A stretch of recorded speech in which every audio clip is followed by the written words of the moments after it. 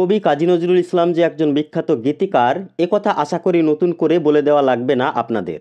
তার একটি গান, মোর প্রিয়া হবে এসো রানী, দেব খোঁপায় তারার ফুল, সকলেই শুনেছেন। এই গানটি লেখার পিছনে দারুণ একটি গল্প লুকিয়ে আছে।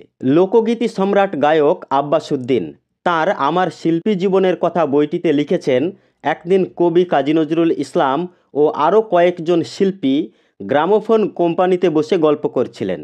এমন সময় কথাচ্ছলে প্রশ্ন উঠল, যদি কেউ 1,00,000 টাকা লটারিতে পেয়ে যায় তবে কে কার প্রিয়াকে কেমনভাবে সাজাবেন? কেউ কমলালয় স্টোরসে যেতে চাইলেন, কেউ আবার সুইজারল্যান্ড। কিন্তু কবি খাতা কলম নিয়ে বসে গেলেন তাঁর প্রিয়াকে সাজাতে। লিখে ফেললেন কালোজয়ী সেই বিখ্যাত গান, মোর প্রিয়া হবে এসো রানী, দেব খোঁপায় তারার ফুল, কর্ণে দোলাব তৃতীয়া তিথির চৈতি চাঁদের দুল। সত্যিই এ সাজ কি লক্ষ কোটি টাকাতেও হয়? হয় না।